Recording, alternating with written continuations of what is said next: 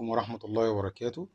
Dear secondary stage students, welcome to our new English sessions. I wish you good luck. Secondary stage students, today we'll deal with the new English curriculum 2020-2021. We'll deal with Unit 3 under the title of The Future of Food by Mr. Muhammad Mustafa. First of all, we will deal with the most important definitions. The first definition is the word agriculture. Agriculture means the practice or science of farming. It also means cultivation. The word agriculture, زراعة, the practice or science of farming, عملية الزراعة أو علم دراسة الزراعة أو العمل في مجال الزراعة working on farming. Cultivation.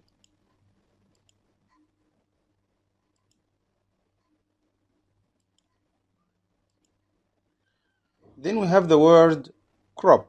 Crop is a countable noun.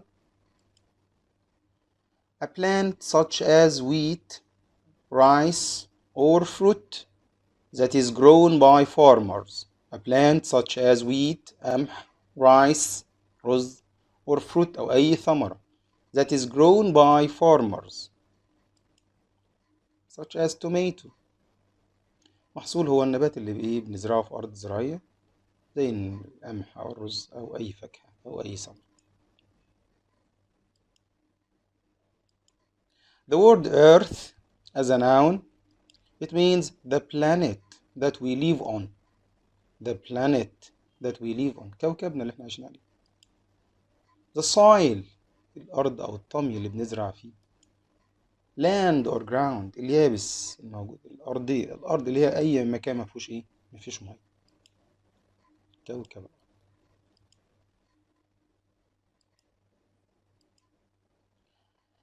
We have the word innovation. It's a noun. Comes from the verb innovate. It means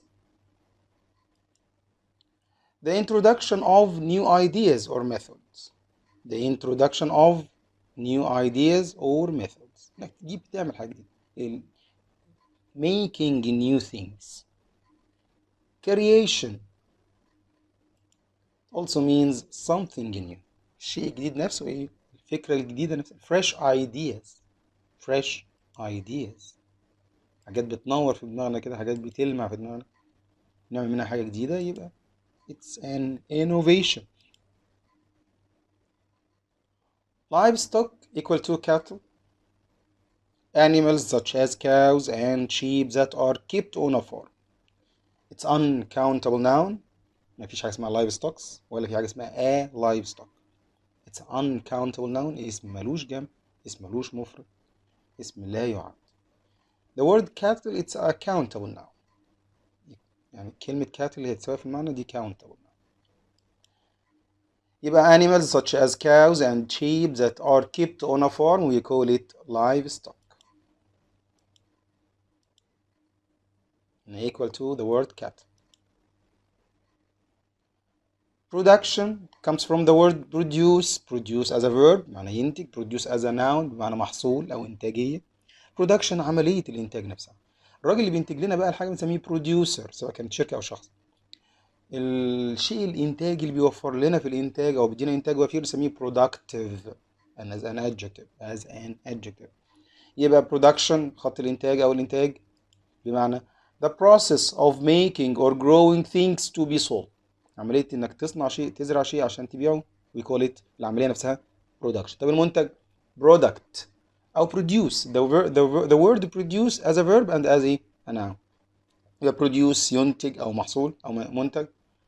production خط الإنتاج أو عملية الإنتاج. product المنتج نفسه السلعة نفسها. producer المسؤول عن الإنتاج سواء شخص أو شركة. production عملية الإنتاج.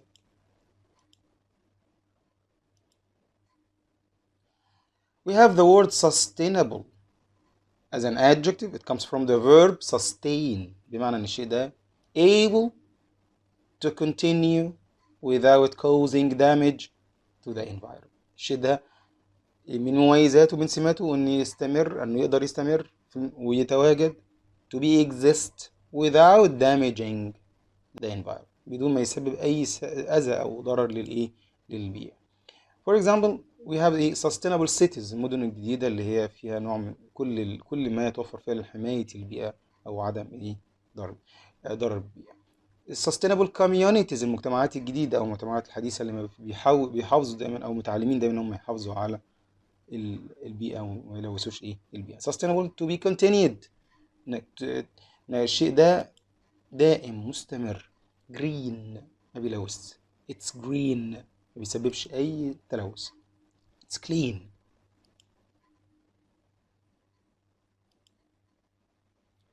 The word source as a noun means a thing, a place or an activity that you get something from. شيء، مكان، حاجة بتعملها بتحصل منها على حاجة تانية، يبقى ده السورس، يبقى ده المصدر. يعني for example the Nile is the source of drinking water for the Egyptians.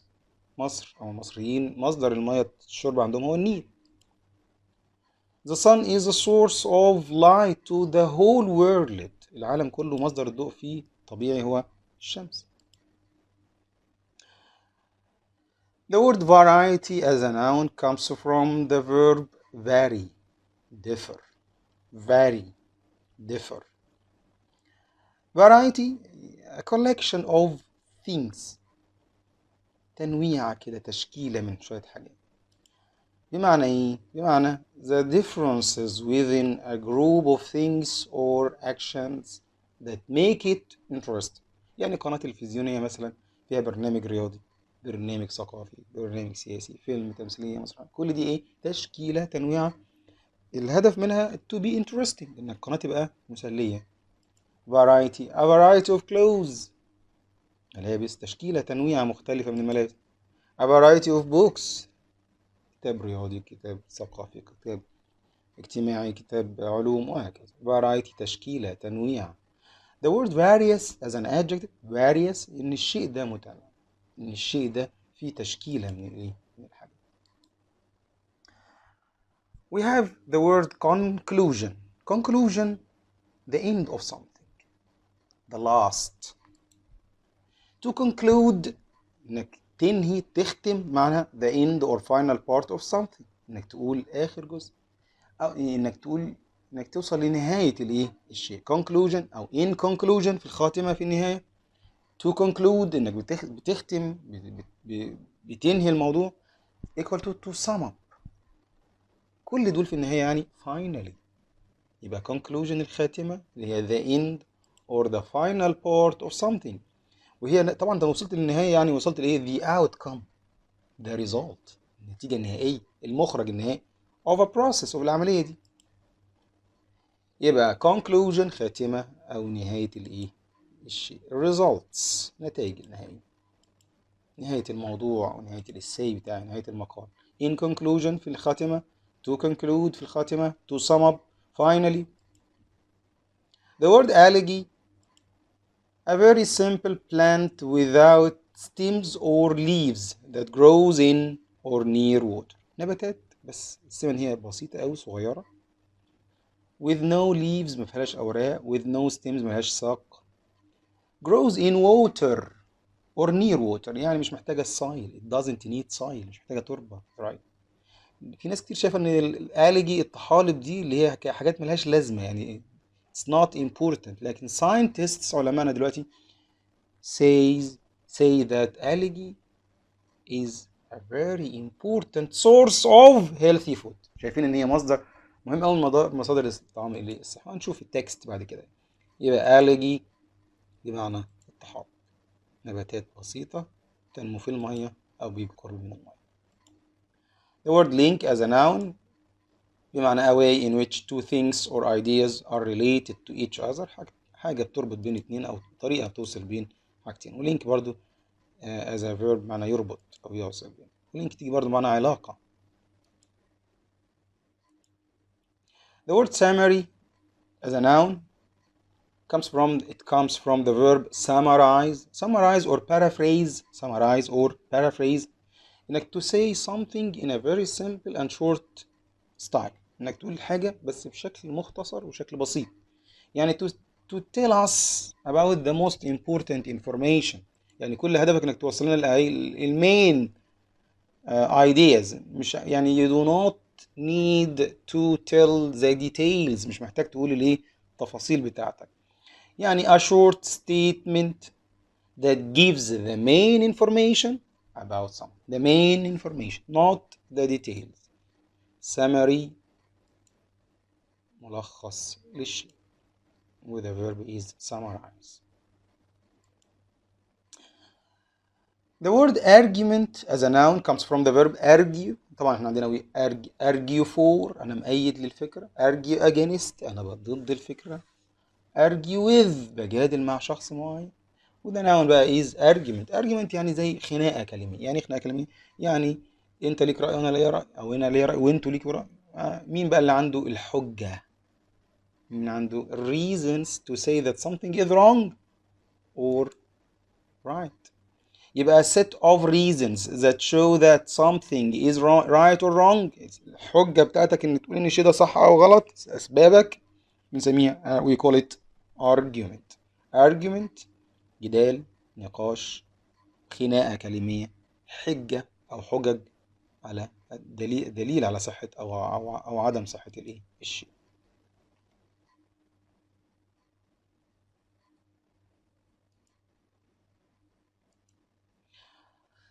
A new word which is called hydroponic.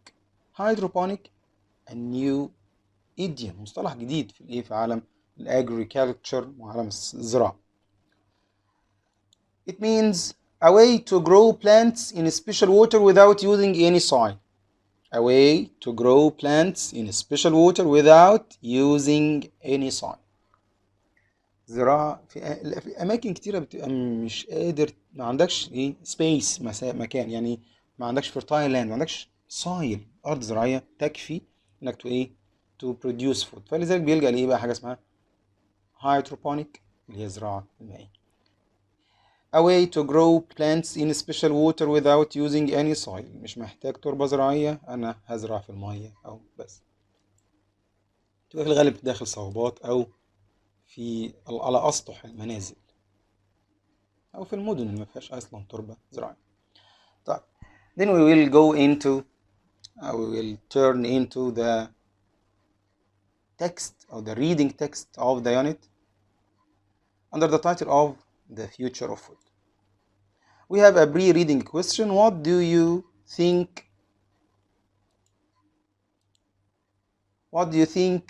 the impact of overpopulation on earth؟ في رأيك ايه هو التأثير effect اللي بيعملوا حاجة اسمها overpopulation زيادة السكانية بالنسبة لكوكب الأرض؟ وعندنا subtitle بيقول new solutions for our growing world، في حلول جديدة للعالم اللي بيزيد السكان. text بيقول according to the United Nations، الأمم المتحدة بتقول لنا there will be almost 10 billion people in the world by 2050. يعني بحلول عام قبل ما نوصل لعام 2050 يبقى عدد سكان العالم 10 billion 10 مليون. As a result، نتيجة لكده بقى as a result so we will have to increase، لازم نزود our food production إنتاج الغذاء بتاعنا by about 70%، حوالي 70%. However، ومع كده ورغم كده farmers do not have space to keep more livestock.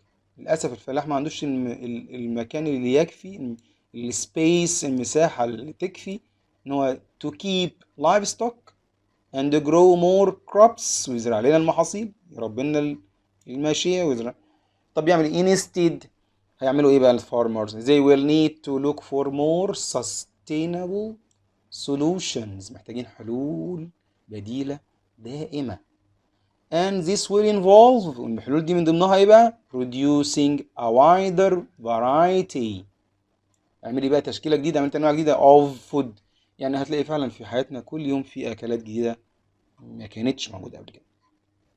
How would you feel about eating a burger that was grown in a laboratory؟ هو ده هيورينا شكل من اشكال الايه؟ الفرايتي اوف فود، تنويعات في الاكل او مصادر الاكل الجديده. يعني تحس بايه وانت بتاكل كده؟ a burger that was grown in a laboratory، يعني لحمه مزروعه مصنوعه في ايه؟ او مزروعه جوه معمل، مزروعه لحمه مزروعه جوه ايه؟ معمل. Scientists think that it could be more sustainable than keeping livestock. النوع ده العلماء شايفين ان هو ممكن يبقى sustainable، اكثر دوامه من الايه؟ انك to keep livestock. Some of the people who have eaten these burgers، الناس اللي كانوا النوع ده من البرجرز مالهم؟ say that they can't tell the difference.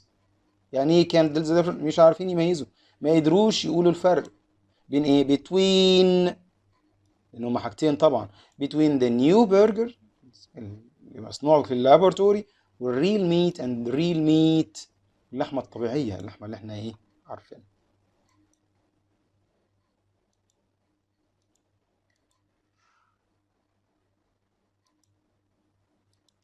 We have another text under the title of the future of food، بس وعندنا subtitle بيقول as a question، يعني is algae the future of food؟ في ناس هل العلماء بيقولوا ان الطحالب دي حاجة مهمة في المستقبل، فاحنا بنسأل is algae the future food؟ هل بقى الطحالب دي هي مستقبل اللي هيأمن الغذاء في المستقبل؟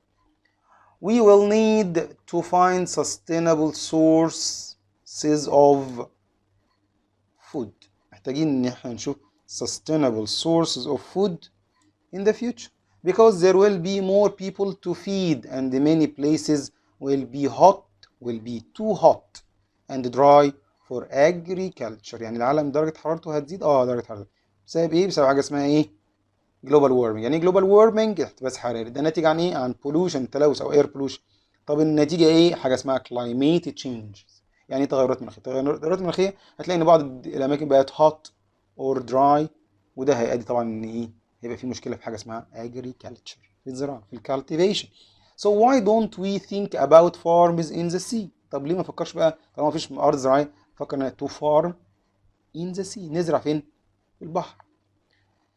algae هيدينا بقى ايه definition، تعريف لكلمة algae. algae are plants that grow very quickly in water and wet places. نباتات بتنمو بسرعة قوي في المية وفي الأماكن الرطبة. They are eaten by everything from the smallest fish to giant whales. في البحر الأسماك الصغيرة والحيتان الضخمة بتاكل الإيه؟ الحاجة دي، يبقى الإنسان ممكن ياكل. Some kinds of algae are called seaweed. في نوع كده اسمه إيه؟ من الطحالب seaweed. And this is a very popular, a very common food. منتشر قوي in China and Japan. Yeah, for people. For people. للناس. Algae is very healthy. اللي احنا شايفينه حاجة مش مهمة. And some scientists believe that a lot more people will be eating it in the future. ده الناس اللي هتاكلوا في المستقبل دول كتير قوي. العلماء بيقولوا كده. They hope that farmers won't need to damage the environment. فعم الفلاح بلاش تبوظ البيئة، بلاش تأذي to damage الانفايرمنت، زي spraying الرش بتاع الايه الكيميكالز اللي عشان to get in organic food، عشان نزود الكمية. لا، في حاجات تانية ايه natural طبيعية healthy وصحية زي الايه algae. because they will be growing our food in the ocean. يا عم هنزرع في المحيط في المي. in fact scientists think that growing algae will help to clean the sea. مش بس مصدر الغذاء، لا to clean the sea، الزراعة دي هتنظف البحر and improve the air، وهتنقي الهواء، هتحسن الجو that we breathe because algae makes a lot of oxygen. يبقى مش بس مصدر غذاء، لا ده لتنقية البيئة سواء كان في البحر أو في but will you want to eat it. انت بقى كإنسان عادي كده هتحب تاكل حاجة اسمها ألجي طحالب سي. على فكرة احنا ممكن نكون بناكلها ومش واخدين بالنا يعني. well you might not even notice. احتمال تكون حضرتك مش واخد بالك بس. Scientists are already using seaweed to replace salt in bread and some other foods. العلماء نفسهم بيستخدموا الحاجات دي السيويد اللي هي الآلج الطحالب دي as a replacement كبديل to replace لبديل ايه بقى salt الملح in bread and some other foods. ليه؟ to make it healthier much healthier عشان يخلي الأكل صحي لأن الملح من الحاجات الضارة فبيحط حاجة اسمها ايه؟ سيويد طبعا بطرق معينة يعني.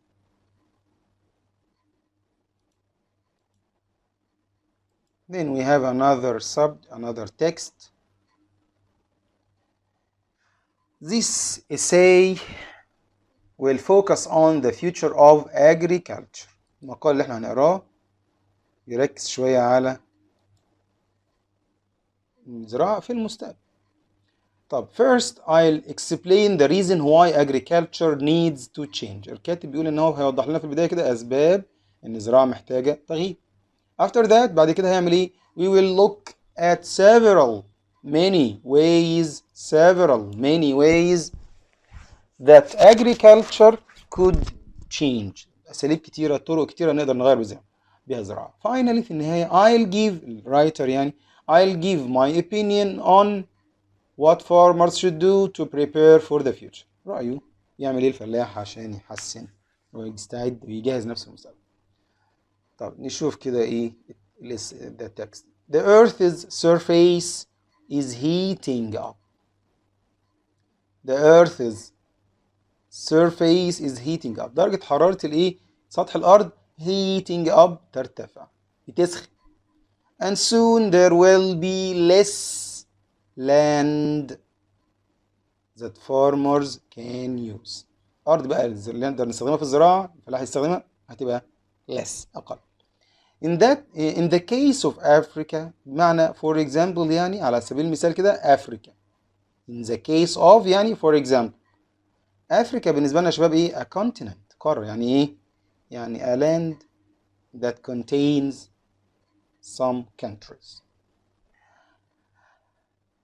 In the case of Africa the continent القارة دي مالها could lose up to 18% of its farmland. الأرض الزراعية farmland اللي موجودة في أفريقيا احتمال إن هي تقل تخسر منها يعني لدرجة كام؟ 18%. ده في قد إيه بقى؟ land even more in the next 50 years في خلال 50 سنة. طبعا 50 سنة تخسر 18% من الأرض ده نسبة كبيرة جدا. As a result نتيجة بقى للمشكلة دي اللي هتجيلنا دي اللي في Africa farmers will need to farm their land even more efficiently. محتاج ان الارض بتقل يبقى لازم يبذل مجهود اكبر عشان يبقى لازم يبقى ايه more efficiently يعني هو نفسه يبقى ايه efficient شخص ايه المزارع ايه كفء. efficiently يعني بكفاءة efficient كفء efficiency الكفاءة مثلا يعني to work hard due to the fact that there will be less land available due to يعني نتيجة لي due to equal to because of due to equal to owing to due to equal to thanks to يبقى due to or owing to or because of or thanks to the fact that بسبب الحقيقة بتقول إن there will be less land available الأرض الزراعية المتاحة available والأوبزيت منها unavailable for agriculture الزراعة in the future. Farmers will need to grow a greater variety of crops. يبقى محتاج يزرع تشكيلات وتنوعات مختلفة من الايه محاصيل حاجات جديدة ممكن نشوفها جديدة. Evidence suggests evidence a noun uncountable noun it means the proof الدليل. Evidence suggests that keeping livestock will not be sustainable. الدلائل كلها بتقول ان تربي ماشية شيء مش هيبقى مستمر and we may start the production of new sources of food like algae instead. احتمال ان نبتدي بقى ننتج انواع جديده او مصادر جديده من الطعام. زي ايه المصادر الجديده دي؟ انك تربي، لا مش هتربي، هتعمل ايه؟ انك to grow algae، انك تزرع حاجه زي الايه الطحالب. in my view in my point of view in my opinion، يعني I think أو as far as I'm concerned في رأيي، in my view in my opinion as far as I am concerned I think يعني إيه اللي هيحصل؟ farmers should see this is as a chance to try new things. فاللاح لازم يلاقي في الحكاية دي كلها فرصة إنه يعمل إيه؟ to try new things and to start using new technology، إنه يبدأ بقى يستخدم حاجة جديدة وإنه يستخدم التكنولوجيا الجديدة such as robots on their farms.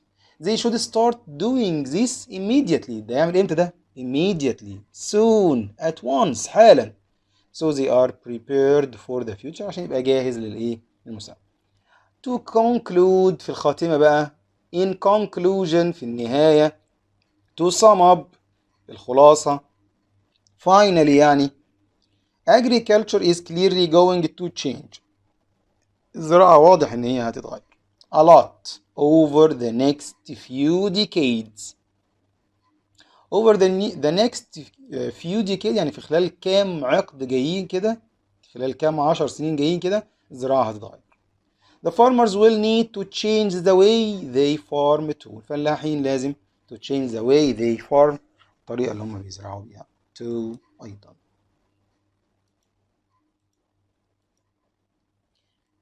It's your turn بقى. It's your turn. تعال بقى ايه؟ It's your turn to practice. احنا قرينا التكست، explained the definitions, discussed the meaning of some words. It's your turn. تعال بقى جرب معايا كده، نشوف كده الدنيا هتمشي ازاي. هل فهمت ولا ما فهمتش؟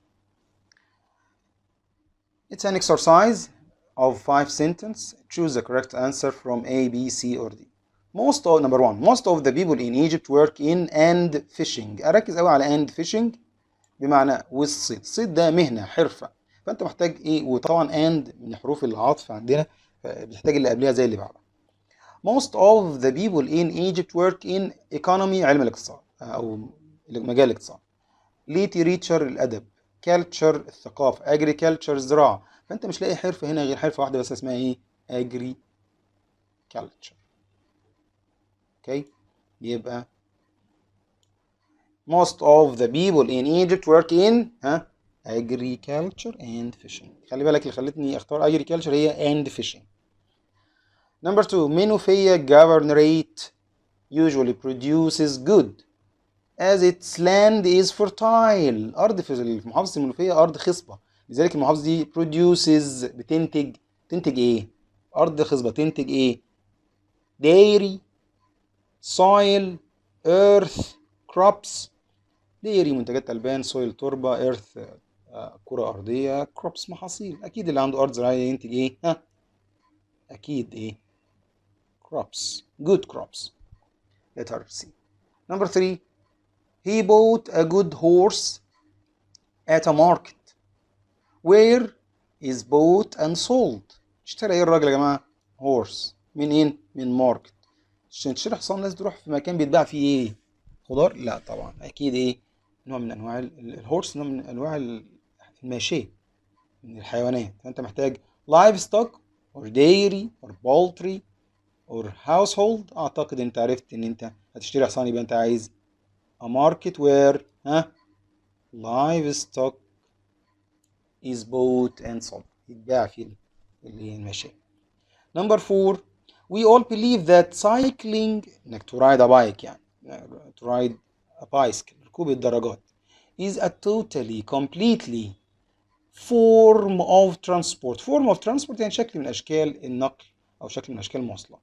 هي فعلا العجلة من ساعة ما اخترعوها والى ما شاء الله وسيلة من وسائل المواصلات، وما بنستغناش عنها حتى لو وصلنا لأحدث الأنواع من الإيه؟ وسائل المواصلات. فهي بقى believable، noticeable، avoidable sustainable. من كلامنا واضح ان هي شيء هيستمر معانا دائم معانا، يبقى تبقى ايه يا شباب؟ cycling is totally sustainable form of transport، من الاشكال او من وسائل النقل الدائمه والمستديمه معانا. واللي برضو it doesn't cause harm to the environment، ما بتلوثش البيئه. The company where I work sells of gardening products. انا شغال في شركه، الشركه دي بتبيع gardening products يعني منتجات للاراضي الزراعيه ومنتجات للحدائق يعني. mixture variety combination collection، هو المقصود ان هو بيبيع انواع مختلفه من المنتجات، تشكيلات مختلفه من المنتجات. طبعا كلمه تنويع او تشكيله هي the word اسمع variety، a variety of gardening products.